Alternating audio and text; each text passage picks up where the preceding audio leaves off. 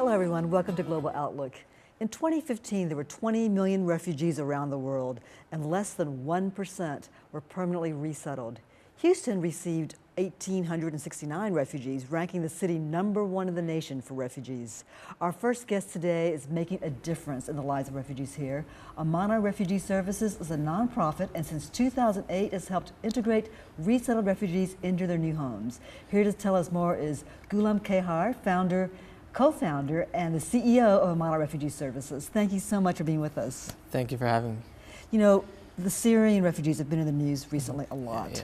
I think most of us have seen the footage, on TV news of the refugees coming on the shores of the Greek island of Lesbos, and it's really heartbreaking.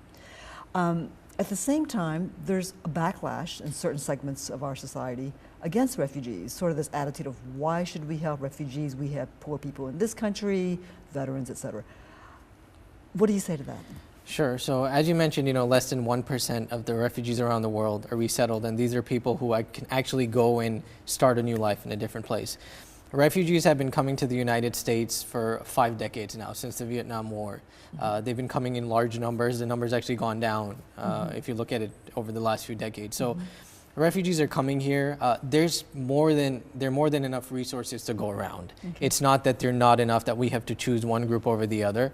It's just about the suffering of these people that they just want to live a normal life. Right. They want to be able to walk out and not be afraid they're going to be killed, or they want to have food to eat. So this country has been opening their doors to refugees for a very long time. And like I said, there's a federal program that is very limited. It's a small portion of the budget.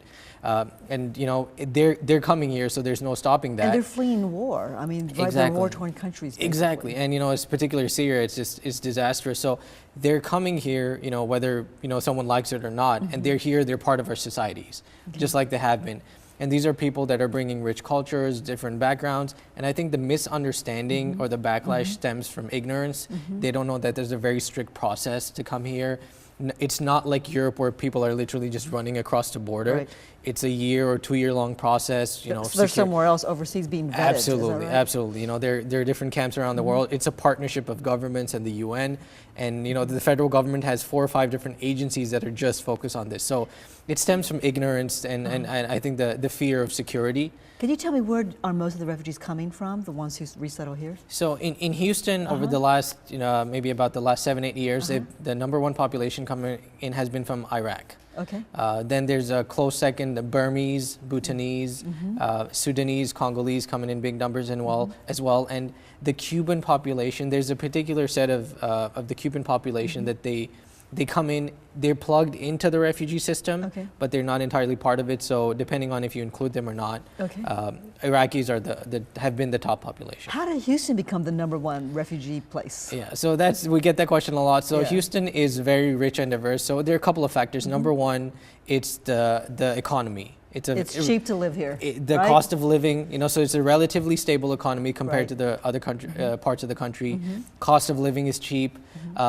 Availability of housing, it's easy to find housing. Diversity and access to different languages and different cultures. There are a lot of immigrant communities here that have been through that process.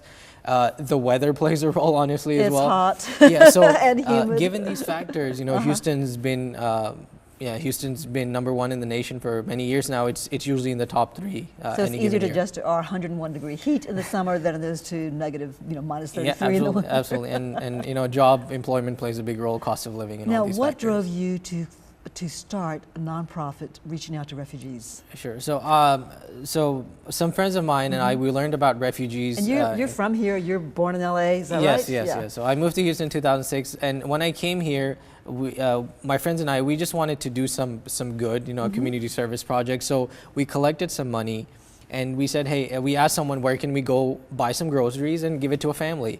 So we did that, and they said, hey, I know this family. Why don't you go meet them? So we went to this very bad part of town, and the family ended up being a refugee family. And we knew nothing about refugees. So that kind of piqued our curiosity. I believe it was a Somali family at the time. There were 15 of them or 14 in a 3-bedroom apartment. Wow. And we're just like, this doesn't seem normal.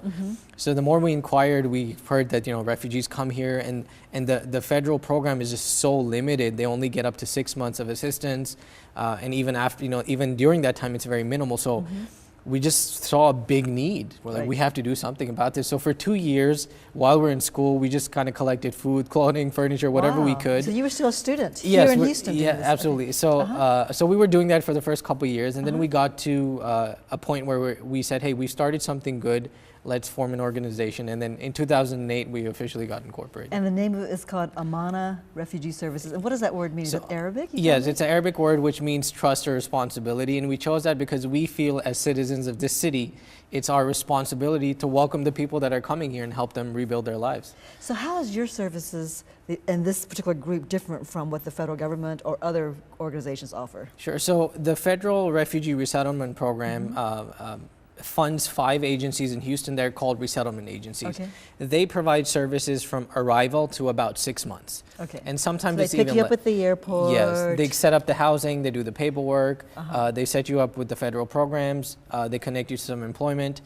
But it's very limited, number one, in terms of the monetary amounts.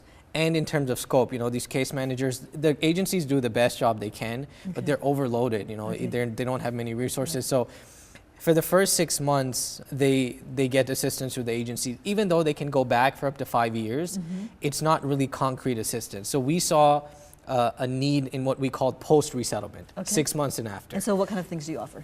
So so one of the biggest needs we saw was for the refugee children. Okay. HISD and, you know, A-Leaf school districts, they're getting influx of refugee children. We didn't see any structured assistance. So we started an in-school and after-school assistance program. So our tutors are in the schools, in the classrooms with the refugees, providing them assistance in school and after school. Okay. And our program is going, we serve almost 230 kids at this moment. And, you know, hopefully by next semester, we're going to be in 2 more sites, so that number is going to double. Now, are these volunteer tutors to go inside the school to help, or it's a mix. Retired teachers, or what? It's a mix. So we have volunteer students, work study students, and we have our own instructors. Okay. So it's called the Awesome Academy, and this is our biggest program. And then we have another program for single mothers. You can imagine a woman coming here who doesn't speak the language with kids. You know, how is she supposed to adapt in 6 months? You know, it takes some time. Find a job and take care of her kids. Yeah, so, you know, we would love to help everyone if we had the resources, but given our resources, we said we consider them a very vulnerable population. So we have a financial assistance program just for single mothers, where we help them for 6 months financially, employment, transportation, education. We kind of stabilize their life. Is learning the language the most important thing they have to do first, or do most people come over here, depending on what country, I guess, if they know English or not? A lot of them do not know, do not speak the language. So it is a priority, but unfortunately the ESL system is not connected, not structured. It's usually volunteer run. One of the fun things you guys did recently, I want to talk about it before you run out of time, is soccer. You started the soccer league. Tell me about that. Yeah, so, you know, soccer is a universal language, right? So there was not much programming for high school kids. So we said, let's use soccer as kind of a pull to do mentoring. So we started a soccer league last year. It's the only one in the city.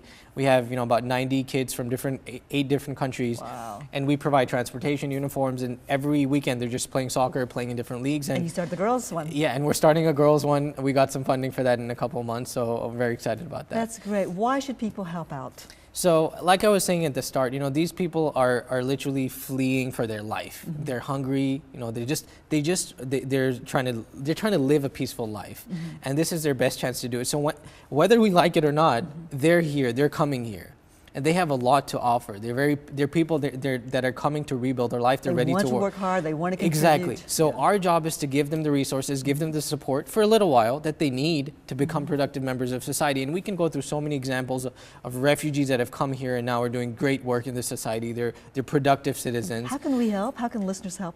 Sure. So the biggest way they could help is contribute. Because we are post-resettlement, we don't get federal funding. So most of our funding is private. It's all private. It's all private, and we get some corporate funding and some small funding from the city and the county. They can contribute, and, you know, our annual reports on our website, our financials. What is your website again? It's refugeelink.com. Refugeelink. Yes, that's easy to remember. Yes. So refugeelink.com. So contribute, explore our social media, our website, and then if they want to volunteer at the Awesome Academy, the after-school program, at our soccer league, they want to be paired up, you know, with the single mothers, we can do that as well. So contribute and volunteer are the 2 biggest ways they can actually make a difference and help someone resettle here. Very nice. Thank you so much. You're doing really good work. Thank you. Our pleasure. Wish you the very best. Thank you. Thank you very much.